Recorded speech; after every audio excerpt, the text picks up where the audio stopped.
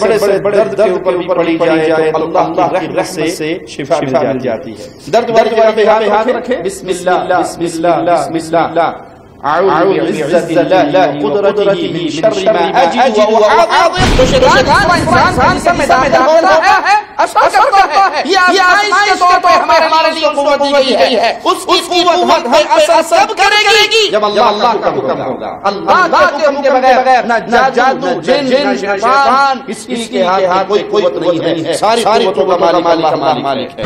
سیدنا رضی اللہ تعالی عنہ نے پوچھا کہ مجھے سخت استحاضہ ہے تو آپ نے فرمایا انما ہی رجل من رجال الشیطان، یہ شیطان کی ٹھوکروں سے کر ہے۔ یہ ہمارے ساتھ اللہ یہ کرنے کے لیے آیا تھا، اور یہ فیس کی لعنت کا شکار ہو کر سلسلے کی بیماری میں مبتلا ہو کر شیطان نے اس کو شرک پہنچا دیا کہ پل پل کی خبر یہ فیس بک میں اپلوڈ کر رہا ہے، اب ہمیں ہیں، اب ہمیں ہیں، اب ہم ہیں، اب یہ کر رہے ہیں، لوگوں لگے پکا اگلے الیکشن میں کھڑے ہونے کا وعدہ ہے۔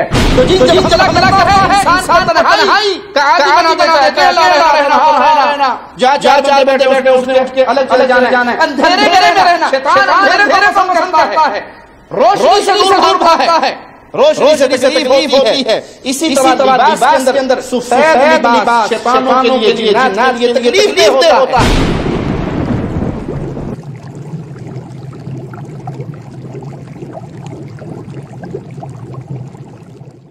ان الحمد للہ نحمده ونستعینه ونستغفره ونعوذ باللہ من شرور انفسنا ومن سیئات اعمالنا، من يهده الله فلا مضل له ومن يضلل فلا هادي له، أشهد أن لا إله إلا الله وحده لا شريك له وأشهد أن محمدا عبده ورسوله، أما بعد فإن خير الحديث كتاب الله وخير الهدي هدي محمد صلى الله عليه وسلم، وشر الأمور محدثاتها وكل محدثة بدعة وكل بدعة ضلالة وكل ضلالة في النار۔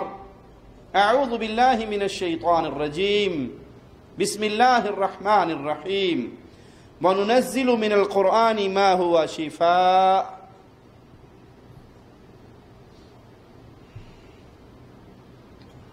انسان بیمار ہوتا ہے، جس مالک نے بیماری اتاری ہے اس مالک نے اپنے فضل و کرم سے اس کے لیے علاج بھی اتارا ہے، اور قرآن حکیم کلام الہی مالک نے اس کو شفا بنا کر اتارا ہے۔ کلام الہی جسم کے لیے بھی شفا ہے، روح کے لیے بھی شفا ہے۔ بعض لوگوں نے ایک تقسیم کی بھی ہے کہ اگر کسی کا جسم بیمار ہو گیا تو وہ ہاسپٹل جائے، کوئی سائیکو پرابلم میں شکار ہو گیا ہے تو سائیکو ڈاکٹر کے پاس جائے، ہاں اگر کسی کو روحانی مسائل ہیں تو وہ قرآن سے دم کروائے۔ یہ تقسیم ہم نہیں جانتے کہ کہاں سے آئی ہے، اس تقسیم کی اصل کیا ہے۔ حقیقت یہ ہے کہ کلام الہی ابدان کے لیے بھی شفا ہے، ارواح کے لیے بھی شفا ہے، دماغی سوچ کے لیے بھی شفا ہے، نفسیاتی امراض کے لیے بھی شفا ہے۔ مالک کا فرمان ہے وَنُنَزِّلُ مِنَ الْقُرْآنِ، ہم نے اس قرآن کو جو نازل کیا ہے، جو چیز تم پر ہم نے اتاری ہے وہ شفا ہے، اس کو شفا بنا کر اتاری ہے۔ ہاں دیکھنا یہ ہے کہ کون ہے جو اللہ کے کلام سے شفا پاتا ہے، کون ہے جو اس کی طرف بڑھتا ہے۔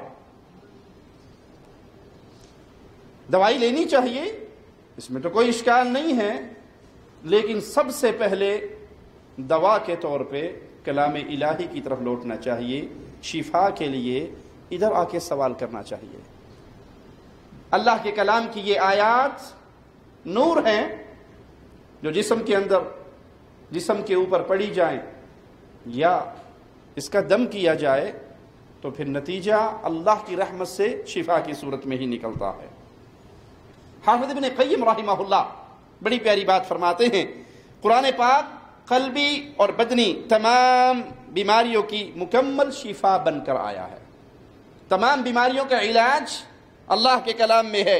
یہ دنیا و آخرت کی تمام بیماریوں کا علاج ہے، لیکن قرآن سے شفا حاصل کرنے کی نہ تو ہر کسی کو توفیق ملتی ہے اور نہ ہر کوئی اس کی اہلیت رکھتا ہے، نہ ادھر توجہ جاتی ہے۔ سر میں درد ہوا تو سب سے پہلے کیا آئے گا؟ پیناڈول پھڑو یار، گولی پھڑو، بڑا ہی درد ہو رہا ہے، اوبروفین لے آ دیو کوئی۔ سب سے پہلے دل کے اندر گولی کی طرف بات جائے گی، حالانکہ سورۃ فاتحہ کو شفا کہا گیا ہے۔ کیسا بھی درد ہو، کتنا بھی شدید درد ہو، پیارے نبی صلی اللہ علیہ وسلم نے ایک دعا سکھائی ہے جو بڑے سے بڑے درد کے اوپر بھی پڑھی جائے تو اللہ کی رحمت سے شفا مل جاتی ہے۔ درد والی جگہ پہ ہاتھ رکھے، بسم اللہ بسم اللہ بسم اللہ، اعوذ بعزت اللہ وقدرتہ من شر ما اجد واحاذر، 7 دفعہ اس دعا کو پڑھ لیں، یہ جتنا مرضی زیادہ اس کا تکرار کر لیں تو اللہ کی رحمت سے یقین ہو کہ ان الفاظ میں شفا ہے، یہ کلام الہی شفا ہے، اس یقین سے پڑھیں۔ چیک کرنے کے لیے نہیں، مولوی صاحب نے کیا تھی قرآن پڑھو شفا ہوتی، ویکھیے تو صحیح، وہ ویکھنے والی بات نہیں ہے۔ اللہ کے ساتھ انسان تجربے نہیں کرتا ہوتا۔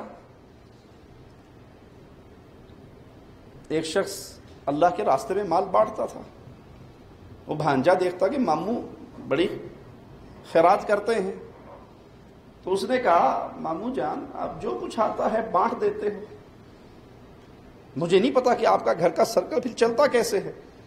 کہو نہیں بھانجے پریشان ہونے والی بات نہیں، میں جتنا بانٹتا ہوں اللہ مجھے اس سے زیادہ عطا فرماتا ہے۔ کہا اچھا، اس کے گھر بھی 1000 روپے رکھا ہوتا، اس نے بھی جا کے سارا بانٹ دیا۔ اب ہاتھ پہ ہاتھ رکھ کے بیٹھا ہے کہ شام ہونے سے پہلے میرے 1500 تو گھر آئے گا نا، کچھ بھی نہیں آیا۔ تو اس نے جا کر ماموں سے پھر شکایت کی کہ آپ نے کہا تھا کہ اللہ کے راستے پہ دو تو وہ واپس آتا ہے، میں نے تو جو دیا کچھ نہیں آیا۔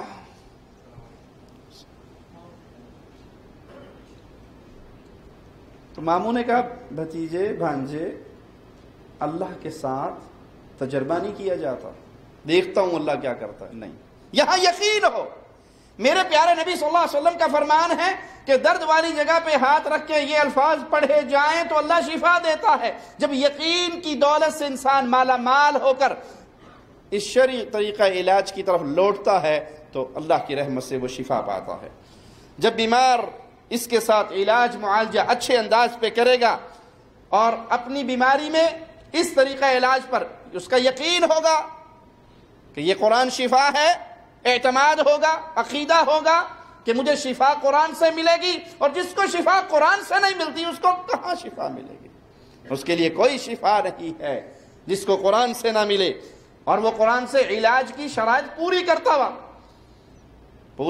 ان شرائط کو، اور پھر وہ علاج کرے تو اللہ کی رحمت سے کوئی بیماری نہیں جو قرآن کے سامنے ٹھہر سکے۔ یہ بیماریاں ارض و سما کے مالک کے کلام کے سامنے کیسے ٹھہر سکتی ہیں؟ اور کلام بھی وہ جس کے بارے میں مولا فرماتا ہے اگر اس کو پہاڑوں پہ اتار دیا جاتا پہاڑوں کا کلیجہ پھٹ جاتا، اس امانت کو زمین پہ اتار دیا جاتا زمین شک ہو جاتی۔ اس یقین کے ساتھ یہ کلام الہی ہے، اللہ نے ہمیں یہ خوشخبری سنائی ہے کہ میں نے اس کو بطور شفا نازل کیا ہے۔ جب یہ یقین ہو، یہ عقیدہ ہو، اللہ کے ساتھ ایک تعلق ہو، اور پھر اس کی تلاوت کی جائے تو اللہ کی رحمت سے شفا ہی شفا ہے۔ وہ بیماریاں خواہ جسمانی ہو، روحانی ہو، بدنی ہو، نفسیاتی ہو، انسان کسی طرح کا بیمار ہو، اپنا تعلق اللہ کے کلام سے جوڑے تو ضرور شفا پائے گا۔ شرط کیا ہے کہ اللہ پر یقین کرنا، یہ پہلی شرط ہے۔ یقین کے بغیر ڈاماڈول بندہ، یقین کے بغیر آپ کسی حکیم سے دوائی لینے جاؤ نا، اور کو پتہ نہیں دی پوڑی کی ہوتا، چلو چیک ہی کرنے ہیں، تو اللہ کی رحمت نہ ہو آپ کے اوپر تو وہ پوڑی جتنی مرضی کھا لو، سونے کا کشتہ بھی کھا لو، رزلٹ زیرو رہے گا۔ یہ تو ایک عام معاملہ ہے، انسان کا اعتقاد ہوتا ہے، اور جب اللہ والا معاملہ آئے، کلام الہی والا معاملہ آئے تو وہاں یقین کی دولت کی بڑی ضرورت ہے۔ اللہ کے ساتھ حسن ظن رکھے، کیونکہ مالک کا فرمان ہے میں اپنے بندے کے ظن کے مطابق ہوں، وہ جیسا میرے بارے میں تصور کرے گا مجھے ویسا ہی پالے گا۔ ایک بندے نے مرتے ہوئے اپنے بچوں سے کہا تھا میں بڑا پاپی ہوں، میں جب مر جاؤں مجھے دفنانا نا، اللہ نے اٹھا لیا تو میں تو مارا جاؤں گا، کون سا گناہ جو میں نے نہیں کیا، مجھے جلا کے راکھ کر دینا، میری راکھ ہواؤں میں، پانیوں میں، صحراؤں میں بکھیر دینا۔ تمہارے باپ نے بڑے گناہ کیے ہیں، بچوں نے وہی کیا، اللہ نے اس کو پھر کھڑا کر لیا۔ یہ کیوں کیا تو نے؟ تیرے ڈر سے کیا۔ اب اس کا اللہ کے بارے میں کیا گمان تھا کہ اللہ نے پکڑ لیا تو بیڑا غرق ہو جائے گا، میں تو مارا جاؤں گا، ڈر تھا اللہ کا۔ اللہ نے کہا بندے میں نے تجھے معاف کیا۔ تو اللہ کے ساتھ یقین اور حسن ظن کہ اللہ یہ تیرا کلام ہے، میں اس کو پڑھ رہا ہوں، دنیا کی کوئی بیماری ایسی نہیں جو اس کلام کے مقابلے میں ٹھہر سکے، تو نے اس کو شفا قرار دیا ہے، اللہ میری اس بیماری میں بھی اپنے اس کلام کو شفا بنا دے۔ جسمانی بیماری ہو تو اس کا علاج بھی قرآن حکیم کے ذریعے کیجیے۔ آئیے اس کی چند مثالیں دیکھتے ہیں۔ رسول اللہ صلی اللہ علیہ وسلم کا فرمان ہے، صحیح بخاری حدیث نمبر 2039، سنیے، ان الشیطان یجری من ابن آدم مجرى الدم، شیطان آدم کے بیٹے کے خون کی طرح اس کے اندر دوڑتا ہے۔ اس لیے حدیث میں کیا آتا ہے، جب جمائی آئے تو پھر کیا کریں؟ جمائی آئے تو اسے روکنے کی کوشش کریں، منہ کھل بھی جائے تو اپنا ہاتھ آگے رکھ لیں۔ کیوں ہاتھ آگے کیوں رکھیں؟ شیطان اندر نہ چلا جائے۔ اور ہم کیا کہتے ہیں، پوری اچھی طرح زور سے منہ کھول کے نا چنگا منہ بنا کے، اور جب آخری اس کی شیطان کی جاتے جوتی رہتے ہیں اور جوتیاں تیری اندر رہ گئی بھی نال لے جائے، آخر میں ہاتھ مارتے ہیں۔ حکم کیا ہے کہ جمائی آتے ہی اس کو روکو۔ میں آپ کو ایک ٹوٹکا بتا دیتا ہوں جمائی روکنے کا۔ جو ہی آپ کو جمائی آنے لگے، اپنی یہ جاڑیں آپ اس میں ملا لیں، دانت زور سے ملا لیں، وہیں پہ ختم ہو جائے گی اللہ کی رحمت سے۔ اور یہ نہیں کہ منہ بند کریں اور ناک اتنا پھلا لیں کہ شیطان آرام سے وہاں سے اندر چلا جائے، وہ تو اس کا مدخل ہے۔ اپنے ناک اور منہ پہ ہاتھ رکھ کے، کپڑا رکھ کے اس جمائی کو روکنے کی کوشش کرے، کیونکہ شیطان اس کے ذریعے اندر داخل ہوتا ہے، اور جب وہ اندر جاتا ہے وہ انسان کے خون کے ساتھ دوڑتا ہے۔ جب شیطان انسان کے خون کے ساتھ اندر دوڑے گا تو کیا پھر وہ اندر جا کے آرام سے بیٹھا رہے گا؟ اس نے شرارتیں کرنی ہیں، بیماریوں کے اسباب پیدا کرنے ہیں۔ اس لیے رسول اللہ صلی اللہ علیہ وسلم کے فرمان کو یاد رکھیں کہ شیطان ابن آدم کے خون کی مانند رواں دوا ہے۔ بیماری میں شدت پیدا کرنے کے لیے شیطان انسان کو غصہ چڑھاتا ہے۔ غصہ ایک خود بہت بڑی بیماری ہے، اور شیطان جب اندر جاتا ہے، اس کے خون کے ساتھ دوڑتا ہے تو اس کو آگ لگاتا ہے، غصہ چڑھاتا ہے۔ غصہ بیماریوں کی جڑ ہے۔ ٹینشن، غصہ ہی آتا ہے نا پہلے۔ آپ کہتے ہیں جی فلاں کو برین ہیمریج ہو گیا، رگ پھٹ گئی، بی پی ہائی ہو گیا، غصہ آتا ہے، غصہ آتے ہی بی پی ہائی ہو جاتا ہے۔ ڈاکٹر بی پی چیک کرتا ہے تو فوراً کیا کہتا ہے، کوئی ٹینشن تو نہیں ہے گھر میں، ابھی کہیں لڑائی تو نہیں ہوئی؟ لڑائی ہوتے غصہ، گالی گلوچ، انسان کا پارا ہائی ہوتا ہے۔ اس سب کے پیچھے شرارت شیطان کی موجود ہے، کوئی مانے یا نہ مانے، شیطان کی شرارت موجود ہے۔ دلیل، پیارے نبی صلی اللہ علیہ وسلم کے پاس ایک شخص آیا اور کہا مجھے وصیت کیجیے۔ آپ علیہ الصلوۃ والسلام نے فرمایا لا تغضب، غصہ نہ کر۔ اس نے کہا اچھا جی کوئی اور بتائیے۔ آپ نے کہا لا تغضب، غصہ نہ کر۔ اس نے بارہا اپنے طلب کو دہرایا تو رسول اللہ صلی اللہ علیہ وسلم نے بارہا اس کو یہی جواب دیا کہ غصہ نہ کر۔ شیطان انسان کے اندر دوڑتا ہے، اس کو بھڑکاتا ہے، اس کو آگ لگاتا ہے، اس کو غصہ دلاتا ہے۔ اس لیے غصے کے حالت میں اعوذ باللہ من الشیطان الرجیم پڑھ لیں، غصہ ٹھنڈا ہو جائے گا۔ غصے کی شدید حالت میں کھڑے ہیں، بیٹھ جاؤ، غصہ کم ہو جائے گا۔ بیٹھے ہو لیٹ جاؤ، اٹھ کے وضو کر لو، 2 رکعت نماز پڑھ لو۔ اگر نماز نفلی پڑھنے کا کوئی وقت ہے تو وضو کرو گے، اس کی 2 رکعت پڑھ لو۔ یہ ساری چیزیں شیطان کا ناک کاٹ رہی ہیں، اس نے جو شرارت کی تھی اس کو ختم کر رہی ہے۔ وضو کرنا، اعوذ باللہ من الشیطان الرجیم، یہ الفاظ دہرانا، بائیں طرف تھتکارنا، یہ ساری چیزیں کیا ہے، اس غصے کو ختم کر رہی ہیں۔ اور غصہ ایک ایسا عمل ہے جو کئی بیماریوں کی بنیاد اور جڑ ہے۔ غضب ہر شر کی بنیاد ہے اور یہ شیطان کی طرف سے ہے۔ آئیے کلام الہی سنیے۔ مالک ایوب علیہ السلام کا ذکر کرتے ہوئے کیا بیان فرماتا ہے؟ وَاذْكُرْ عَبْدَنَا ایوب، ان کے سامنے ہمارے بندے ایوب کا ذکر کیجئے۔ اِذْ نَادَى رَبَّهُ أَنِّي مَسَّنِيَ الشَّيْطَانُ بِنُصْبٍ وَعَذَابٍ، ہمارے بندے ایوب کا ذکر کیجئے جب اس نے اپنے رب کو پکارا، اور پکار کر کیا کہا؟ بے شک مجھے شیطان نے تھکاوٹ اور تکلیف کے ساتھ چھوا ہے۔ طویل عرصہ اللہ کے یہ پیارے بندے بیماری میں مبتلا رہے، اپنے پرائے قریبی دور کے سب چھوڑ کے سوائے 2 بندوں کے، شدید بیماری میں، بعض روایات میں 13 سال، بعد میں 15 سال، بعد میں 18 سال تک کا ذکر آیا ہے۔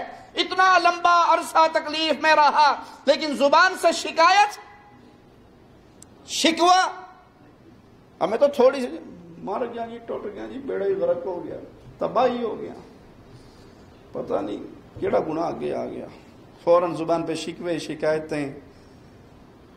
جس اللہ نے اتنی لمبی زندگی دی ہے اور اس کے اندر سکون والی اور شفا والی آپ کو حیات عطا فرمائی ہے، اگر اس کی طرف سے کوئی تکلیف آ گئی تو اس تکلیف پہ صبر کیجئے، اس صبر پہ بھی اللہ آپ کو اجر عطا فرمائے گا۔ اور یہاں ادب دیکھیے ایوب علیہ السلام کا، شدت تکلیف کے باوجود کیا کہتے ہیں؟ انی مسنی الشیطان، مجھے شیطان نے چھوا ہے، مس کیا ہے، مجھے تھکاوٹ ہوتی ہے، تکلیف ہوتی ہے، اور اس تکلیف کی وجہ یہ ہے کہ شیطان نے چھوا ہے۔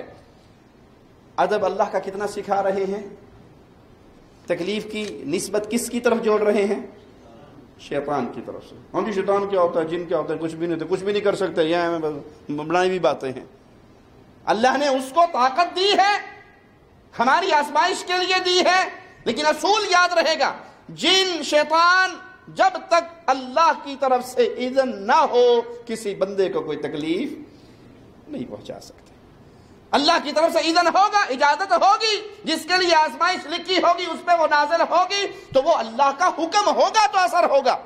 اللہ کا حکم نہیں ہے تو زہر والا پیالہ بھی انسان پی جائے تو وہ نقصان اور فائدہ جو ہے رب کے حکم کے اندر چھپا ہوا ہے، چیزوں کے اندر نہیں۔ قرآن شفا ہے، یقین کے ساتھ کلام الہی سے جڑیے۔ قرآن کا دم کروانا، پیچیدہ بیماریاں ہوں، پرانی بیماریاں ہوں، اس میں بہت مفید ہے۔ کسی قسم کا کوئی مرض ہو، یقین کے ساتھ کلام الہی کو پڑھیے۔ کیوں؟ بعض اوقات ان بیماریوں کے اسباب میں سے ایک سبب شیطان ہوتا ہے، وہ کینسر کی بیماری ہو، وہ جسم کے اعضاء کا شل ہو جانا ہو۔ بعض دفعہ کومے میں پڑا ہوا انسان کلام الہی سن کر اس کے کان کے قریب دم لگایا گیا، دم کیا گیا، کسی نے آ کر بٹھایا، اٹھ گیا، اللہ نے شفا دے دی، ڈاکٹری تعلیم کے مطابق وہ کومے میں گیا ہوا ہے۔ تو شیطان اس طرح انسان کے جسم میں داخل ہوتا ہے، اثر کرتا ہے۔ یہ آزمائش کے طور پہ ہمارے لیے اس کو قوت دی گئی ہے۔ اس کی قوت ہم پہ اثر کب کرے گی؟ جب اللہ کا حکم ہوگا۔ اللہ کے حکم کے بغیر نہ جادو، نہ جن، نہ شیطان، کسی کے ہاتھ میں کوئی قوت نہیں ہے۔ ساری قوتوں کا مالک اللہ مالک ہے۔ اسی طرح بانجھ پن کی بیماریاں ہو جاتی ہیں، عورت بانجھ ہو گئی تو بانجھ پن کی بیماریاں، بعض دفعہ دل کی بیماریاں، جسم کی مختلف بیماریاں، ان کا سبب، ان کے پیچھے حرکت شیطان کی ہوتی ہے۔ تو کلام الہی کے ساتھ جب ان کا علاج کیا جائے تو اللہ کی رحمت سے اللہ مالک شفا عطا فرماتا ہے۔ انہی امراض میں سے ایک مرض حیض کا مرض ہے۔ عورت کو جب ماہواری آتی ہے، پیریڈ آتے ہیں، حیض آتا ہے، تو دوران خون حیض میں ایک بیماری لگ جاتی ہے کہ عورت کے حیض کی عادت مثال کے طور پہ 7 دن ہے۔ بعض دفعہ تو وہ حیض کو خرابی میں ایسے مبتلا کرتا ہے کہ کئی مہینے گزر جاتے ہیں، حیض ہی نہیں آتا، مینسز نہیں آتے۔ اور بعض دفعہ وہ جب خون آتا ہے تو رکتا نہیں ہے، عادت 3 دن یا 7 دن کی ہے اور 10 دن گزر جاتے ہیں اور خون نہیں رکتا۔ اس کے پیچھے بھی شیطانی اثر ہوتا ہے۔ دلیل اس کی پیارے نبی صلی اللہ علیہ وسلم کا فرمان سنیے، سنن نبی داؤد حدیث نمبر 282۔ پیارے نبی صلی اللہ علیہ وسلم سے جب اس بیماری کے بارے میں سوال ہوا، 2 مرتبہ یہ سوال ہوا۔ پہلی مرتبہ آپ نے فرمایا ذالک عرق، یہ ایک رگ ہے جس سے یہ خون نکل رہا ہے، یہ ایک رگ ہے جس کی وجہ سے خون بہتا ہے۔ اور دوسری بار سیدہ حمنہ رضی اللہ تعالی عنہا نے پوچھا کہ مجھے سخت استحاضہ آتا ہے، تو آپ نے فرمایا انما ہی رقضۃ من رقضات الشیطان، یہ شیطان کی ٹھوکروں میں سے ایک ٹھوکر ہے، اس کے چوکوں میں سے، چبھونے میں سے ایک چبھونا ہے، یہ شیطان کی ٹھوکروں میں سے ایک ٹھوکر ہے۔ شیطان یہ کوشش کرتا ہے بعض دفعہ کہ حیض کے خون کو روک کر وقفہ طویل کر دیتا ہے، اور کچھ وقفہ روکنے کے بعد، کچھ دن روکنے کے بعد پھر اس کو جاری کر دیتا ہے، تاکہ عورت ایک لمبے وقت تک نماز سے بھی دور رہے، قرآن کی تلاوت سے بھی دور رہے، اللہ کے ذکر سے بھی دور رہے، غافل رہے۔ اور جتنا انسان اللہ کے ذکر سے غافل ہوگا اتنا شیطان کا اثر بڑھتا جائے گا۔ جتنا یہ اللہ کی یاد میں لگے گا، جتنا قرآن سے جڑے گا، جتنا قرآن کی آیات کو پڑھے گا بنیت شفا، قرآن پڑھ رہے ہیں ثواب کی نیت سے، بہت اچھا ہے۔ اور جب آپ دم کریں، دم سنیں، اس وقت نیت کریں کہ میں اللہ کے اس کلام کے ذریعے شفا پا رہا ہوں، اللہ کا یہ کلام میری بیماریوں کو زائل کر رہا ہے۔ اور کبھی ایسے بھی ہوتا ہے کہ شیطان رحم کے اندر اس جگہ کو زخمی کر دیتا ہے، اور عورت حیض کے خون اور غیر حیض کے خون میں تمیز نہیں کر پاتی اور احتیاطاً نماز سے رک جاتی ہے۔ اسی طرح بعض دفعہ اعضاء کو شل کر دیتا ہے، آدمی کی بازو نہیں حرکت کر رہی، اس کی ٹانگ نہیں حرکت کر رہی، اس کے بعد حصے شل کر دیتا ہے۔ میں شیخ مطاعم کے پاس بیٹھا ہوا، جیزان کے اندر بہت بڑے سعودی عالم ہیں جو دم کرتے ہیں، تو ایک شخص اپنی بیوی کو لے کر آیا اور کہا شیخ یہ سنتی نہیں ہے، کافی عرصہ ہو گیا، بہری ہو گئی ہے۔ تو شیخ نے میرے سامنے بیٹھے ہوئے دم کر کے اس کے کان میں پھونک مار دی۔ وہاں شیطان بیٹھا ہوا تھا جس نے اس حصے کی حرکت کو روکا ہوا تھا، اور پھر اسی خاوند نے اس سے بات کی اور اس نے وہ سنی اور جواب دیا، اور سب جتنے بیٹھے ہوئے تھے سب نے اللہ اکبر کہا، اور اللہ نے اس کو فوراً شفا دے دی۔ تو شیطان انسان کے جسم میں داخل ہو کر اس کے بعد حصوں کو شل کر دیتا ہے، جس سے وہ حرکت ہونا ختم ہو جاتی ہے۔ جب یہ حرکت رک جاتی ہے تو اس کے ساتھ مزید بیماریاں بھی جنم لیتی ہیں، اور ان میں جسم کے اوپر غم اور ہم چھا جاتا ہے۔ غم اور ہم یہ شیطان کا مدخل ہے، یہاں سے شیطان انسان کے اوپر حملہ آور ہوتا ہے۔ بعض دفعہ سانس کی تکلیف ہوتی ہے، بعض دفعہ دائمی سر درد ہوتا ہے، اور جب اس سن شدہ حصے پہ دم کیا جائے، کسی کا ہاتھ سن ہو گیا، کسی کا پاؤں سن ہو گیا، شل ہو گیا، تو اس پہ دم کیا جائے تو حرکت شروع ہو جاتی ہے۔ کیوں؟ یہ تو شل تھا، قرآن پڑھنے سے حرکت کیوں ہوئی؟ جو اندر شیطان بیٹھا ہے، جب قرآن پڑھا گیا اس نے وہ جگہ چھوڑ دی، جب وہ جگہ چھوڑ دی گئی تو اس عضو کے اندر اپنے آپ حرکت آنا شروع ہو گئی۔ اور اگر دم نہ کیا جائے، وہ مسلسل اس جگہ کو پکڑے رکھے، تو وہ انسان اسی بیماری کا شکار رہتا ہے۔ آئیے پیارے نبی صلی اللہ علیہ وسلم کا فرمان سنتے ہیں، اور یہ حدیث ابی داؤد میں 3891، دم کرنے والا تکلیف کی جگہ پہ ہاتھ رکھے اور 3 دفعہ کہے بسم اللہ بسم اللہ بسم اللہ، اعوذ بعزت اللہ وقدرتہ من شر ما اجد واحاذر، میں پناہ مانگتا ہوں اللہ کی عزت اور اس کی قدرت کے ساتھ ہر اس چیز کی برائی سے جو میں پاتا ہوں اور ڈرتا ہوں۔ تکلیف ہو دم کرے، نبی صلی اللہ علیہ وسلم کا سکھایا ہوا یہ دم، تو بڑے سے بڑا درد ہو، تکلیف ہو، اللہ کی رحمت سے ختم ہو جائے گا۔ شیطان کی طرف سے جو بیماری ہے انسان کے اوپر، جس میں وہ شیطان اور جن سبب بنتا ہے، وسوسہ اندازی، دل کے اندر مختلف قسم کے وسوسے آتے ہیں، وسوسے نہیں ختم ہوتے۔ آپ نے اکثر یہ سوال سنا ہوگا، جی مجھے بڑے وسوسے آتے ہیں، خاص طور پہ نماز میں بڑے وسوسے آتے ہیں۔ یہ بھی ایک ایسا مرض ہے کہ کبھی اس کا سبب بھی جن ہوتا ہے، کیونکہ وسوسے کے ذریعے جن بندے اور خالق کے درمیان جو تعلق ہے اس کو خراب کرنے کی کوشش کرتا ہے اور اس کو منقطع کرتا ہے۔ اس وسوسے کا آغاز بعض دفعہ وضو سے ہوتا ہے۔ آپ نے دیکھو کئی لوگ وہ جی مجھے وسوسہ ہوتا ہے، میں وضو کرتا ہوں اور آخر پہ یہ آتا ہے کہ نہیں میں نے تو شاید ہاتھ نہیں دھوئے تھے، اوہو کلی میری رہ گئی تھی، نہیں بازویں نہیں دھوئی تھی۔ وہ بیچارہ 3 4 5 دفعہ نماز نکل جاتی ہے اور وہ وضو کی جگہ سے اٹھ نہیں سکتا، تو وہ مریض ہے، اس کے ساتھ شیطان لگا ہوا ہے جو اس کے دل میں وسوسے پیدا کرتا ہے۔ اور ایک وسوسہ جو فکری حد تک ہوتا ہے، سوچ کی حد تک ہوتا ہے، اس کا علاج ذکر الہی ہے۔ ان وسوسوں کی طرف توجہ نہ دی جائے، بلکہ جو وسوسہ آ رہا ہے اس کے الٹ کیجئے۔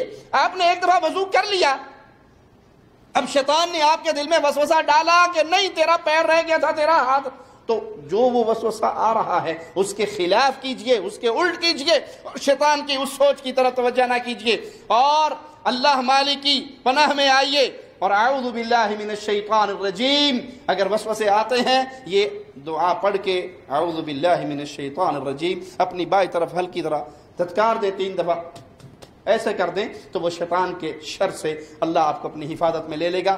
یا اس کے علاوہ ربی اعوذ بک من ہمزات الشیاطین واعوذ بک ربی ان یحضرون، اس کو 7 دفعہ پڑھ کے اسی طرح دھتکار دیں تو وہ شیطان جو آپ کے دل میں وسوسے ڈالنے کے لیے آپ کے قریب آ رہا ہے، آپ کو تنگ کرنے کے لیے آ رہا ہے، یہ دعا پڑھتے ہی اللہ کی رحمت سے وہ مردود دور ہو جائے گا۔ ایک وسوسہ احساس کے طور پہ ہوتا ہے جسے نفسیاتی علوم کے ماہر علماء سخت قسم کا وسوسہ کہتے ہیں۔ یہ وسوسہ فکری وسوسے سے بھی زیادہ شدید ہوا کرتا ہے، کیونکہ اس کے ذریعے سے جسم میں مختلف قسم کی تکالیف پیدا ہوتی ہیں۔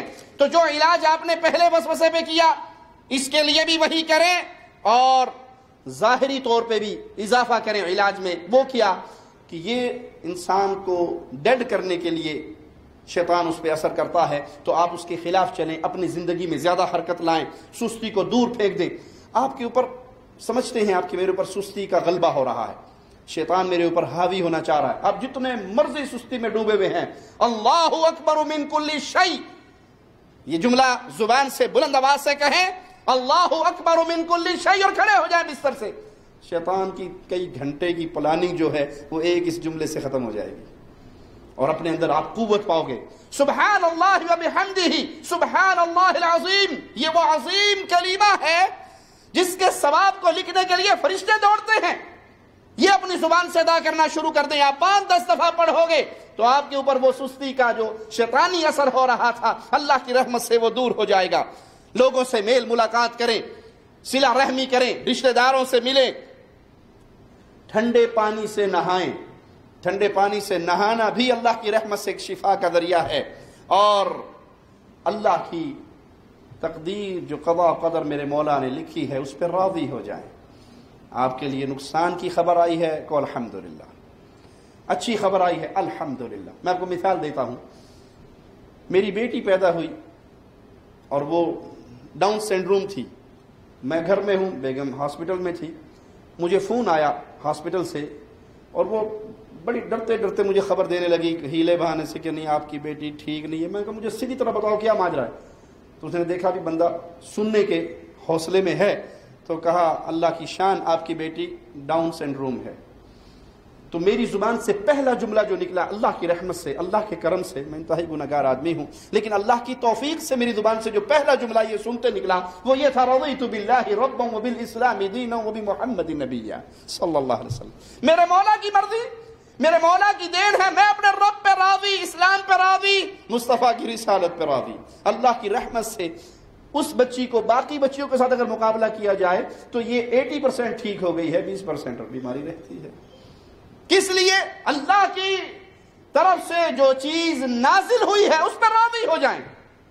یہ کیوں ہوا جی؟ میں نے کیا گناہ کیا تھا جی؟ میرا کیا قصور تھا جی؟ میرے اوپر یہ مصیبت کیوں پڑی جی؟ نعوذ باللہ ثم نعوذ باللہ، لوگ کفر تک پہنچ جاتے ہیں مصیبتوں کے اندر۔ اللہ نے ساڈا ہی گھر لبا سی، ہجے ماں مری، مہینے پیچھو پیو مر گیا تو 15 دن کے بعد دادی اماں فوت ہوگی، فرشتے کو کوئی اور گھر نظر نہیں آتا، انہوں نے ڈیرے ساڑھے پاس ہی لا۔ یہ وہ کفریہ جملے ہیں۔ آپ کے ان جملوں سے جو رب نے لکھا ہے وہ تو تبدیل نہیں ہوگا، لیکن آپ کے اندر ایمان کی حلاوت ختم ہوتی جائے گی۔ ہاں، تقدیر کو جو چیز بدل دیتی ہے وہ کیا ہے جی؟ وہ کیا ہے؟ یہ دعا۔ لیکن یہ دعا سیلفی کے لیے نہ ہو۔ آج کل تو دعائیں سیلفی کے لیے بھی ہوتی ہیں نا۔ ہم نے تو ایسے منظر بھی دیکھے ہیں کہ کسی کے گھر میں جنازہ پڑا ہے، رشتہ دار آئے ہوئے ہیں اور وہ جنازے کے اوپر بھی ہاتھ اٹھا کے نا دیکھ ادھر رہے ہیں، میت ادھر پڑی ہے، سیلفی لے لا، ٹھیک کام ہو گیا میرا۔ ہائے ہائے ہائے، کہاں تک ہم مذاق کریں گے؟ اور یاد کیجئے خاص طور پہ عبادات کے اندر، خاص طور پہ عبادت کے ماجرے میں یہ تصویریں موبائل کی، یہ سیلفیز، یہ آپ کو شرک اصغر کے سمندر میں گرا دے گی۔ کیوں؟ آپ طواف مثال دیتا ہوں، حج کا موسم ہے تو حج کی مثال دیتا ہوں۔ ایک بندہ جدہ ایئرپورٹ پہ پہنچتے ہی سیلفی لیتا ہے حرم کے اندر اور فیس بک پہ لگا دیتا ہے، پھر حرم کے اندر داخل ہوتے پیر اندر رکھتا ہے حرم کا اور سیلفی لیتا ہے، ادھر کو حرم کو رکھ کے سیلفی لے رہا ہے، وہ پورے حج پہ سیلفی لیتا جا رہا ہے، اینڈ پہ اس کو ایلفی ملے گی اور کچھ نہیں ملے گا۔ یہ عمل خاص اللہ کے لیے کرنے کے لیے آیا تھا، اور یہ فیس بک کی لعنت کا شکار ہو کر، سیلفی کی بیماری میں مبتلا ہو کر شیطان نے اس کو شرک تک پہنچا دیا کہ پل پل کی خبر یہ فیس بک پہ اپلوڈ کر رہا ہے، اب ہم مینا میں ہیں، اب ہم عرفہ میں ہیں، اب ہم مزدلفہ میں ہیں، اب ہم یہ کر رہے ہیں، تاکہ لوگوں کو پتہ لگے بھی پکا حاجی ہو کے آیا، اگلے الیکشن میں کھڑے ہونے کا حقدار ہے۔ آپ نے اگر یہ اللہ کے لیے کیا ہوتا تو یہاں ماجرا چھپانے والا تھا۔ جو اللہ کے لیے عمل ہوتا ہے وہ بھلے چھوٹا سا کیوں نہ ہو۔ حدیث میں آتا ہے قافلہ جا رہا ہے، رات کا آخری پہر آتا ہے، قافلہ سونے کے لیے لیٹ جاتا ہے، ان میں ایک آدمی ہے وہ بھی بستر بچھا کے لیٹ جاتا ہے، سب کی طرح جیسے سب لیٹے تو یہ بھی لیٹ گیا، اور جب سب سو گئے تو یہ اٹھ کے کھڑا ہو گیا، وضو کیا، مصلی بچھایا، جو اس کو توفیق ملی اس نے پڑھا۔ نبی صلی اللہ علیہ وسلم فرماتے ہیں اس کے اس عمل کو دیکھ کر مولا و مالک اپنے عرش پہ مسکرا دیتا ہے۔ کسی کی سیلفی پر بھی اللہ مسکرائے گا، جس کا مقصد ہی صرف لوگوں کے اندر چرچا اور واٹس ایپ کے اندر مشہوری ہے، میں اب یہ کر رہا ہوں، میں اب یہ کر رہا ہوں، میں اب یہ کر رہا ہوں۔ انا للہ و انا الیہ راجعون۔ اگر آپ کو دکھ ہوا ہے کہ ہمارے گھر میں یہ مصیبتیں آ رہی ہیں تو رات کو 2 رکعتیں پڑھ کے اپنے رب کو منا لو، اور پیارے نبی صلی اللہ علیہ وسلم کا فرمان یاد رکھو کہ دعا ایک ایسا ہتھیار ہے جو تقدیر کو بھی بدل دیتا ہے۔ بندہ مانگتا رہے، روتا رہے، اللہ کے سامنے گڑ گڑاتا رہے، اس کے در سے اپنا سر نہ اٹھائے تو رب نے تو پہلے ہی اعلان کر رکھا ہے کہ میری رحمت میرے غضب پہ حاوی ہے۔ قربان جائیں اپنے اللہ کی رحمتوں پہ۔ تو جب انسان کو یہ تکلیف ہو تو اس تکلیف کے اندر وہ اپنے آپ کو اس تکلیف دور کرنے کے لیے مختلف طریقے اختیار کرے، تنہائی میں نہ بیٹھے، کیونکہ غم بہت بڑا ہتھیار ہے۔ شیطان کے پاس بندے کو غم میں مبتلا کر دینا اور انسان غم کا شکار ہو جائے، یہ بہت بڑا ہتھیار ہے۔ اسی لیے اللہ کے نبی صلی اللہ علیہ وسلم نے دعا سکھائی تھی، اللہم انی اعوذ بک من الہم والحزن، میں اس ہم اور غم سے مولا تیری پناہ میں آتا ہوں۔ سیدنا ایوب علیہ السلام نے جب اللہ مالک کے سامنے اپنی تکلیف کا ذکر کیا تو کہا مجھے شیطان سے تکلیف پہنچی، تو انہیں یہ نہیں کہا گیا کہ اللہ کا ذکر کریں، کیونکہ یہ احساس والا معاملہ تھا، کیونکہ یہ وسوسہ حسی اور ظاہری تھا، اس کے لیے علاج بھی حسی اور ظاہری طور پہ بیان کیا گیا۔ مالک نے فرمایا ھذا مغتسل بارد وشراب، اپنا پاؤں ماریے زمین پہ، یہ پانی ہے ٹھنڈا پانی پینے کے لیے، غسل کے لیے، تو ٹھنڈے پانی سے غسل کیا گیا، اس ٹھنڈے پانی کو پیا گیا جو اللہ کی رحمت سے ذریعہ شفا بن گیا۔ اور ٹھنڈا پانی بہت بڑا علاج ہے، خاص طور پہ وہ مریض جن کے اندر جن داخل ہو جاتا ہے، شیطان داخل ہوتا ہے، ان کے لیے یہ ایک بڑا شاندار علاج ہے۔ اگرچہ یہاں آیت میں حکم خاص ایوب علیہ السلام کے لیے ہے، لیکن یہ عام حکم ہے اور اللہ کی رحمت سے ایک عام شفا کا سبب ہے۔ جس میں جن داخل ہوتا ہو، جن بنا کس چیز سے ہے؟ آگ سے۔ ٹھنڈے پانی اور آگ کی دوستی ہے یا لڑائی ہے؟ لڑائی ہے۔ آگ پہ پانی گراؤ گے تو آگ بجھ جائے گی۔ خاص طور پہ جس مریض کے اندر جن داخل ہوتا ہو، آپ ایک دفعہ حوصلہ کر کے برف والا ٹھنڈا یخ پانی اور اس پہ سورۃ فاتحہ، آیت الکرسی، چاروں کل، سورۃ بقرہ کی آیت نمبر 102، سورۃ یونس کی آیت نمبر 81 82، فلما القوا قال موسیٰ ما جئتم به سحر ان اللہ سیبطلہ، یہ آیات پڑھ کے دم کر کے اس ٹھنڈے یخ پانی کو مریض پہ ڈال دو، یا کسی حوض میں پڑھ کے مریض کو اس میں بٹھا دو، شیطان دا جانا دیکھیا جائے۔ پھر یہ اللہ کی رحمت سے ایوب علیہ السلام کے قصے سے ہمیں روشنی ملتی ہے کہ یہ ٹھنڈا پانی بھی ایک سبب ہے جس سے اللہ شفا دے دیتا ہے۔ امام احمد بن حنبل رحمہ اللہ کے بارے میں آتا ہے، ان کے شاگرد ابو بکر بیان کرتے ہیں کہ میں امام صاحب کے ساتھ مسجد میں گیا، وسوسے کا توڑ بتا رہا ہوں امام صاحب کے اس قصے سے، تو امام صاحب نے مسجد میں جا کر 2 رکعت نماز شروع کر دی، اور نماز کے دوران ہی انہوں نے اپنی 2 انگلیوں کو ہلایا، نماز ختم ہو گئی۔ میں نے امام صاحب سے پوچھا کہ آپ نے یہ آج کیا کیا؟ دوران نماز 2 انگلی ہلائی۔ کہ میرے پاس شیطان آیا اور اس نے میرے دل میں وسوسہ ڈالا کہ آپ تو نماز پڑھ رہے ہیں، آپ کے تو پاؤں دھونے والے باقی تھے، ابھی آپ نے وضو پورا نہیں کیا۔ یہ شیطان وسوسے ڈالتا ہے، انسان کی توجہ نماز سے دور کرتا ہے۔ تو امام صاحب نے کہا کہ میں نے اس کی طرف 2 انگلیوں کا اشارہ کیا، کیا مانا؟ 2 گواہ پیش کر پھر تیری بات مانوں گا۔ تو وسوسہ ڈال رہا ہے، میں جانتا ہوں تو شیطان ہے، وسوسہ ڈال رہا ہے، 2 گواہ لے کر آ، تیری بات مان لوں گا۔ تو جب یہ وسوسہ آئے تو فوراً اس کے خلاف کیجئے اور اللہ سے تعلق جوڑیے، اللہ کی رحمت سے شفا پائیں گے۔ غم کو اپنے آپ سے الگ کیجئے۔ ہاں جی برباد ہو گئی، بڑا بیمار ہو گئی، تباہ ہو گئے جی، ہلاک ہو گئے۔ اچھا آپ کے پاس کوئی آیا، کیا حال ہے بھائی؟ اور آپ یہ ساری تسبیح ایک ہی، ہلاک ہو گیا، برباد ہو گیا، تباہ ہو گیا، بیڑا غرق ہو گیا، بیماری نے اخیر کر چھڑی، کیا ملا آپ کو؟ تو فائدہ ہوا؟ یہ آپ کو اپنی جیب سے 2 کلو شفا کی بوری دے گی نکال کے، اور آپ کہیں الحمدللہ، اللہ کا شکر ہے، راضی ہوں میں اللہ اپنے رب پہ راضی ہوں۔ وہ کہتے ہیں کسی شخص کا پورا جسم جل گیا، کوئی اللہ کا نیک بندہ پاس سے گزرا، سمجھا کیا حال ہے؟ کہتا الحمدللہ، اللہ کا بڑا کرم ہے۔ کہا سبحان اللہ، سر سے لے کے پاؤں تک جل چکے ہو، کوئلہ ہو گئے ہو، اور ابھی بھی کہہ رہے ہو الحمدللہ؟ کہا ہاں اس لیے کہہ رہا ہوں کہ اللہ نے میری زبان کو سلامت رکھا ہے، جب یہ زبان باقی رہی ہے تو اپنے رب کا ذکر ہی کرتی رہے گی۔ آپ کے یہ کہنے سے کہ برباد ہو گیا، غمگین ہو گیا، ہلاک ہو گیا، مصیبتیں ٹوٹ گئی، بیڑا غرق ہو گیا، آسمان سر پہ آ گیا، کچھ نہیں ہونے والا۔ اور آپ کو اللہ کا شکر ہے، الحمدللہ، اللہ کا بڑا کرم ہے، اللہ جس حال میں رکھے الحمدللہ علی کل حال، تو نتیجہ کیا نکلے گا؟ اللہ کی رحمت آپ کو آ لے گی کہ بندہ اس بیماری اور تکلیف میں بھی زبان سے میرا ہی شکر ادا کرتا ہے۔ نفسیاتی جو بیماریاں ہیں، ان بیماریوں میں ایک بہت بڑی بیماری غمگین رہنا، خاص طور پر جادو کے جو مریض ہوتے ہیں، اکثر آپ دیکھیں، اللہ مجھے اور آپ کو اور تمام مسلمانوں کو شفا عطا فرمائے، غم ان کے اوپر بہت ہوتا ہے۔ تو غم کا علاج کیا ہے؟ مسجد کا رخ کر لیں، مسجد میں بیٹھنا شروع کر دیں، مسجد سے دل لگا لیں، کثرت سے نمازیں پڑھیں۔ جب انسان نماز پڑھتا ہے تو غم ہم چھٹ جاتے ہیں۔ آئیے رسول اللہ صلی اللہ علیہ وسلم کا فرمان سنتے ہیں، اور یہ حدیث مسند احمد میں حدیث نمبر 14037 ہے۔ پیارے نبی صلی اللہ علیہ وسلم نے فرمایا وَجُعِلَتْ قُرَّةُ عَيْنِي فِي الصَّلَاةِ، نماز کے اندر اللہ نے میری آنکھوں کی ٹھنڈک رکھی ہے، میری آنکھوں کو ٹھنڈک جو ملتی ہے وہ نماز میں ہے۔ غم انسان کو بوڑھا کر دیتا ہے، اور جب انسان اللہ سے لو لگاتا ہے، نماز پڑھتا ہے، دعا مانگتا ہے، مسجد میں آتا ہے، وضو کرتا ہے، طاہر ہوتا ہے، تو اتنا ہی زیادہ شیطان کا اثر دور ہوتا ہے۔ خاص طور پہ یہ جو جادو اور جنات کے مریض ہیں، آپ دیکھیں گے جب شیطان کا اثر بہت زیادہ ہو جاتا ہے، وہ فجر کی نماز میں اور اس کے درمیان حائل ہوتا ہے، فجر نہیں پڑھنے دیتا۔ کیوں؟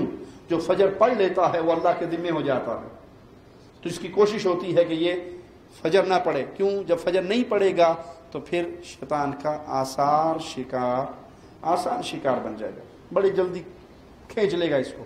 صبح شام کے اذکار جو انسان کرتا ہے، شیطان اگر اس پہ حملہ کرے بھی صحیح تو اس حملے کی پوٹنسی بڑی تھوڑی رہتی ہے، بہت تھوڑا نقصان پہنچا سکتا ہے اگر پہنچائے اللہ کے حکم سے، وگرنہ حقیقت یہ ہے کہ انسان ایک ایسے قلعے میں آ جاتا ہے کہ شیطان کا اثر وہاں پہ چلتا ہی نہیں ہے۔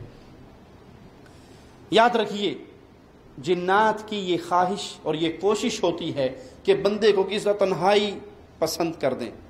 جتنے جنات کے شکار ہوئے ہوئے مریض ہوتے ہیں، یا یہ جادوگر ہوتے ہیں، یا یہ ملنگ ہوتے ہیں، آپ دیکھیں گے وہ اکیلے تنہا رہیں گے، ناپاک رہیں گے اور تنہا رہیں گے، سڑکوں پہ چل رہے ہیں، بالکل برہنہ ہیں۔ جب انسان برہنہ ہو جاتا ہے پھر شیطان اس کے اوپر سواری کرتا ہے۔ وہ ننگا آدمی شیطان دا کھوتا ہے، اسی لیے ملنگ سارے ننگے رہتے ہیں، کیونکہ شیطان نے ان کی سواری کرنی ہوتی ہے، ان کے ذریعے شرک پھیلانا ہوتا ہے، ان کے ذریعے کفر پھیلانا ہوتا ہے۔ ان پہ جتنا مرضی آپ پڑھ لیں، شیطان کا ڈیرا وہاں پہ لگ چکا ہے۔ اسی طرح جب یہ بدبودار رہتے ہیں، ناپاک رہتے ہیں، جنات کو کہاں کیا بتایا گیا ہے شریعت محمدیہ میں؟ جنات کہاں پر ہوتے ہیں؟ بیڈ روم میں،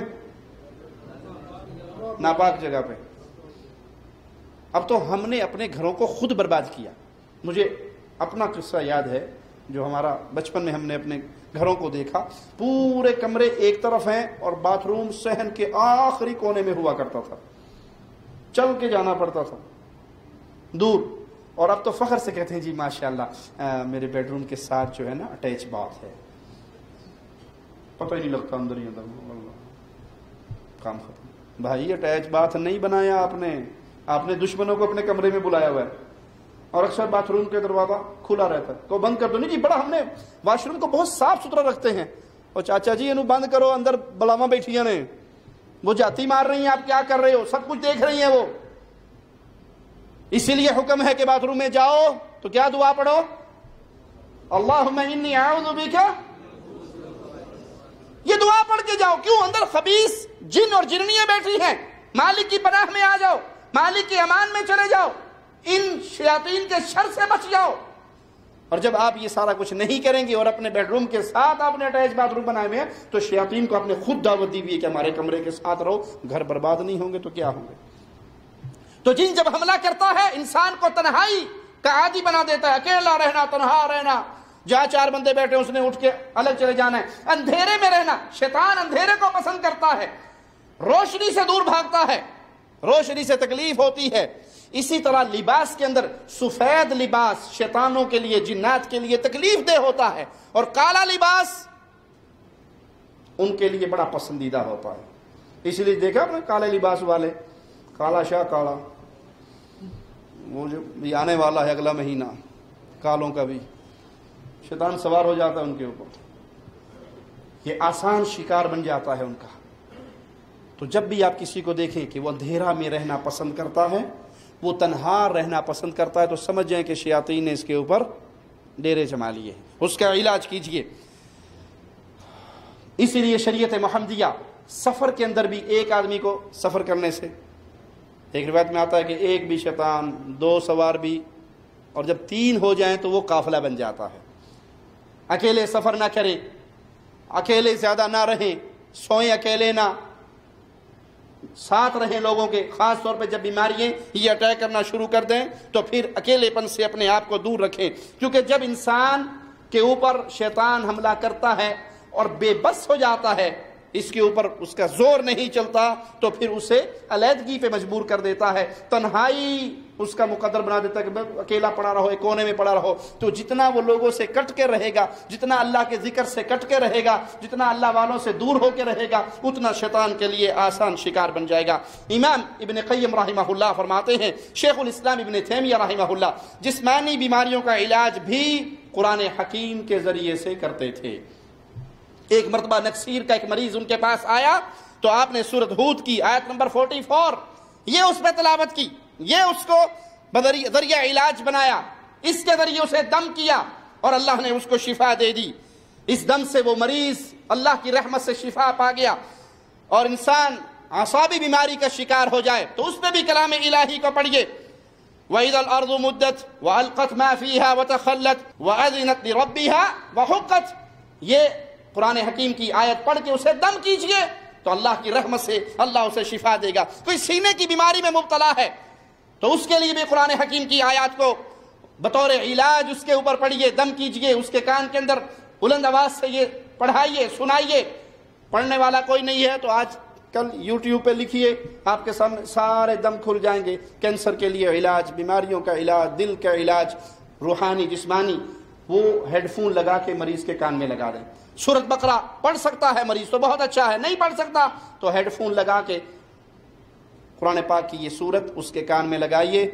جادوگر اس کا مقابلہ نہیں کر سکتے, جنات اس کو برداشت نہیں کر سکتے. اسی لیے پیارے نبی صلی اللہ علیہ وسلم نے فرمایا جہاں گھر کے اندر یہ پڑھی جاتی ہے شیاطین وہاں سے بھاگ جاتے ہیں. الم نشرح لک صدرک, اس کو پڑھیے, اس کے کان میں پڑھیے. کسی کا دل کمزور ہے وہ دل پہ ہاتھ رکھ کے دعا پڑھ لے اللہ سے, اللہم انت القوی القادر, اللہ تو قوی ہے, ساری قدرتیں تیرے ہاتھ میں ہیں, قوینی وقلبی, میرے دل کو قوت عطا فرما دے. اور اللہ کے ناموں کے ذریعے مانگنا قرآن کا حکم ہے, اللہ کے اسماء و صفات کے ذریعے مانگو.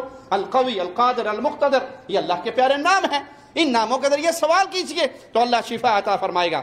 انسان کے اندر جسمانی تکلیفیں ہیں تو اذا زلزلت الارض زلزالها، اس کو پڑھیے، تکرار کیجئے مریض کے کان میں، تو جس کے اندر شیاطین بیٹھے ہیں، اپنی جگہ بنا چکے ہیں، وہ دفع ہوں گے، وہ بھاگیں گے۔ جن کے گھروں کے اندر شیاطین نے ڈیرے ڈال لیے، ان کے لیے یہ سورت بہت بڑا نسخہ ہے شیاطین کو بھگانے کا۔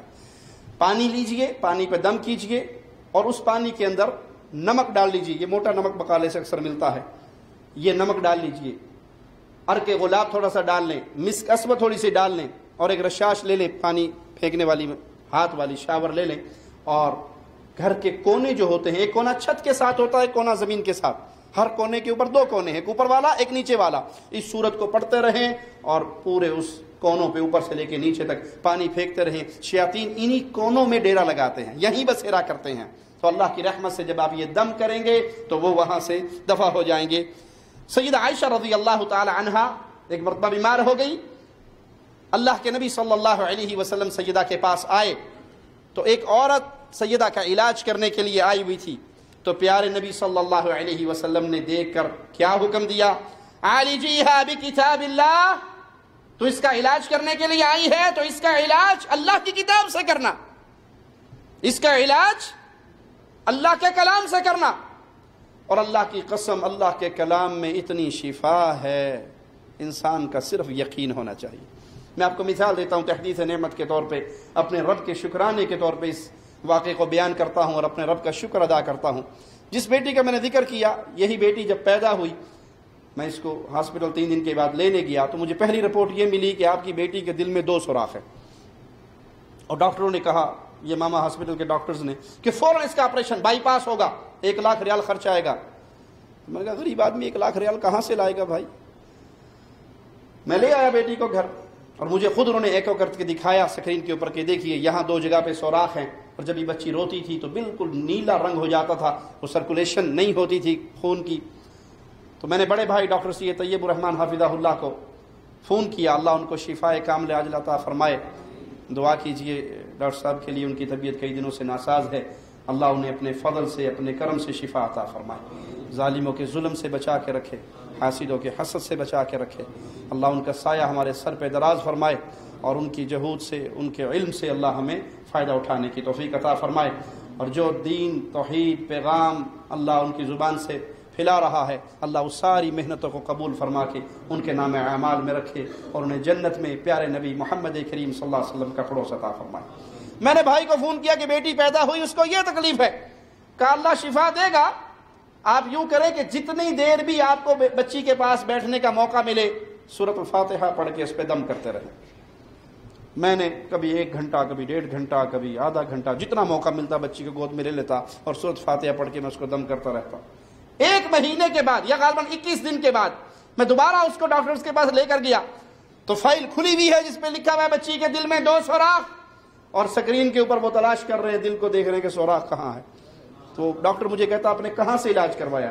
میں نے کہا اپنے رب سے دعا کی تھی، علاج تو کہیں نہیں کروایا، سورۃ فاتحہ پڑھ کے دم کرتا رہا۔ کہا خوش ہو جائیے، اللہ نے آپ کی بیٹی کو شفا دے دیا، دل اس کا بالکل 100% ٹھیک ہو چکا۔ تو اللہ کے کلام سے جڑیے، اللہ کا شکر ادا کیجئے کہ اللہ نے ہمیں کتنی عظیم دولت دی ہے، جو ہمارے جسمانی، روحانی اور ہر طرح کی بیماریوں کے لیے شفا ہے۔ تو سیدہ کے بارے میں پیارے نبی صلی اللہ علیہ وسلم نے اس عورت کو کہا کہ اس کا علاج کرو، لیکن اس کا علاج قرآن حکیم سے کرو۔ ہماری ساری گفتگو سے کوئی یہ معنی نہ نکالے کہ آج کے بعد ڈاکٹر کے پاس نہیں جانا، ہسپتال کا رخ نہیں کرنا، اس کا یہ معنی نہیں ہے۔ ڈاکٹر کے پاس جائیے، چیک اپ کروائیے، بیماری کی تشخیص کروائیے، ان سے دوائیں لیں، علاج لیں، وہ دوائی بھی سبب ہے، شفا اللہ کے ہاتھ میں۔ آپ گولی کھائیں، منہ میں ڈالتے ہوئے تصور کریں کہ اللہ تیرے نبی نے اس کام کی اجازت دی ہے، علاج کروانا جائز ہے، لیکن اللہ میرا یقین ہے اس گولی کے اندر کچھ نہیں ہے، جو کچھ ہے وہ تیرے ہاتھ میں ہے۔ اس یقین سے وہ دوائی استعمال کریں۔ دوائی شفا کا ایک سبب ہے، اور قرآن حکیم اصل شفا ہے۔ دوائی کے چکر میں پڑھ کے کلام الہی سے دور نہ ہو۔ ساری گفتگو کا خلاصہ وہ یہ ہے کہ آپ اپنی بیماریوں میں علاج کروائیں، دوائیں اختیار کریں، لیکن اصل علاج کو نہ بھولیں، اور وہ کلام الہی ہے، وہ قرآن حکیم ہے۔ شفا اتارنے والا اللہ ہے۔ مالک کا فرمان سنیے، قرآن حکیم کی آیت کو اپنے سامنے رکھیے، وَإِذَا مَرِضْتُ فَهُوَ يَشْفِي، جب میں بیمار ہو جاتا ہوں، بیمار میں ہوتا ہوں، شفا اللہ دیتا ہے۔ بیمار میں ہوتا ہوں، شفا اللہ کی طرف سے آتی ہے۔ دوا کھانا شفا یاب ہونے کے اسباب میں سے ایک سبب ہے۔ صحیح مسلم حدیث نمبر 2204 کو سنیے، لِكُلِّ دَاءٍ دَوَاء، ہر بیماری کے لیے دوائی ہے، دوا ہے۔ فَإِذَا أَصَابَ الدَّوَاءُ الدَّاءَ، جب بیماری کے لیے دوا اثر کرتی ہے تو اللہ کی رحمت سے شفا مل جاتی ہے۔ یہ اثر دوائی میں بذات ہی نہیں ہے، یہ اللہ کے حکم سے ہوتا ہے۔ بعض مریض بیچارے سال ہر سال پڑے رہتے ہیں، دوائیں کھا کھا کے تھک جاتے ہیں، اور بعد پہلی گولی کھاتا ہے تو اللہ شفا دے دیتا ہے۔ تو شفا اللہ کے ہاتھ میں ہے، یہ دوائی ایک سبب ہے۔ صحیح بخاری حدیث نمبر 5683 سنیے، ان کان فی شیء من ادویتکم خیر ففی شرطۃ محجم او شربۃ عسل، پیارے نبی صلی اللہ علیہ وسلم فرماتے ہیں تمہاری دواؤں میں سے، میڈیسن میں سے، دواؤں میں سے اگر کسی چیز میں خیر ہے تو سینگی لگوانا، حجامہ کروانا اور شہد پینا، اس کے اندر شفا ہے۔ حجامہ کروانا، سینگی لگوانا، حجامہ سمجھتے ہیں، اور اللہ کی رحمت سے حجامہ میڈیکل سائنس کی، ہمارا تو مسلمان ہونے کے ناطے یقین کامل ہے کہ نبی صلی اللہ علیہ وسلم نے جو بیان فرما دیا وہ برحق ہے، اس میں کوئی شک نہیں۔ لیکن وہ کفار جو اس نبی صلی اللہ علیہ وسلم کی شریعت کو نہیں مانتے، وہ اپنی سائنس کے ذریعے تجربات کرتے ہیں، تو ان کی بھی رپورٹس یہ ہیں کہ مؤثر ترین طریقہ علاج کا حجامہ ہے۔ ہمارے ایک دوست ہیں ناصر بھائی، دبئی میں ہوتے ہیں، اللہ ان کو شفاء کاملہ عاجلہ عطا فرمائے، دل کے پرانے مریض ہیں۔ میں ملا تو میں نے کہا ناصر بھائی کیا حال ہے؟ کہا شیخ الحمدللہ کوئی دوائی نہیں کھاتا ہوں، ہر مہینے حجامہ کروا لیتا ہوں اور اللہ کی رحمت سے بالکل ٹھیک ٹھاک ہوں۔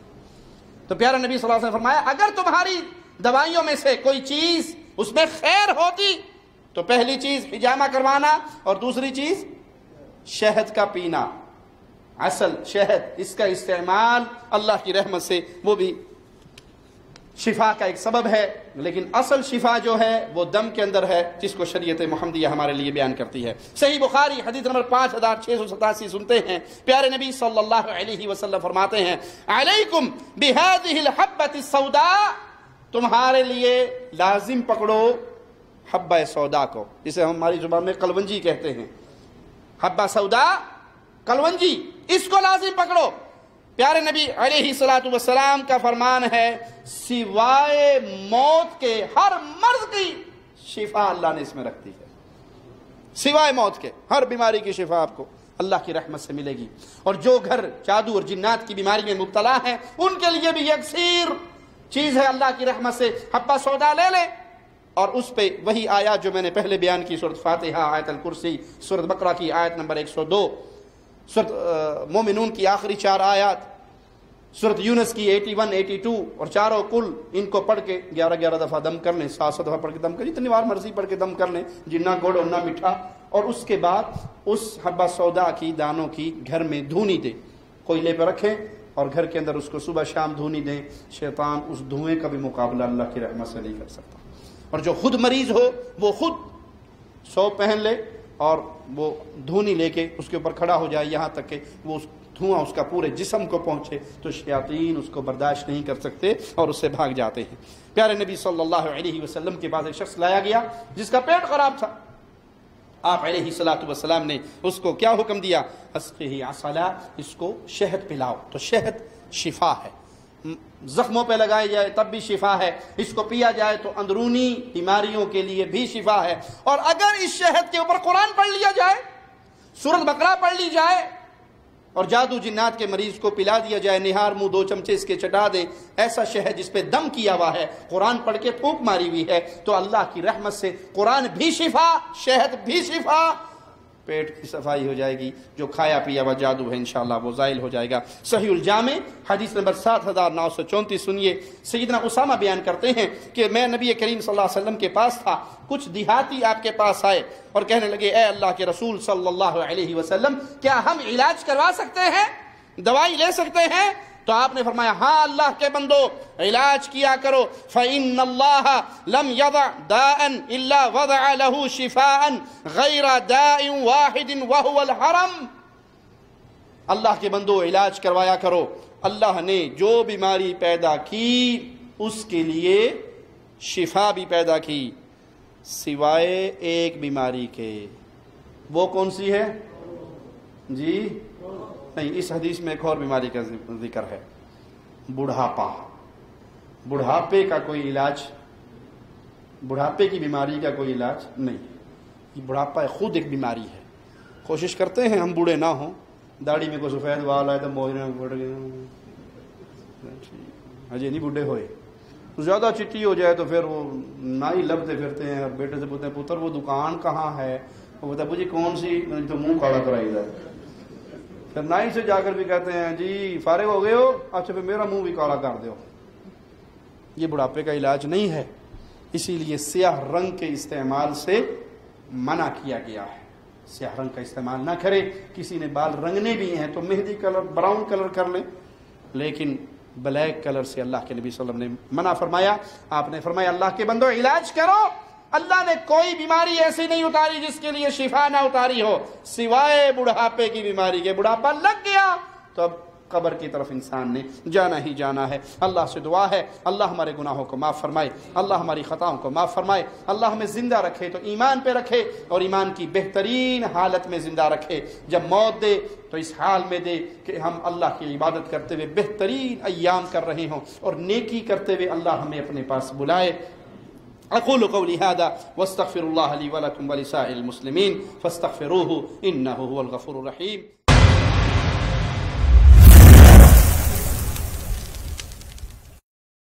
شب گریزاں ہوگی آخر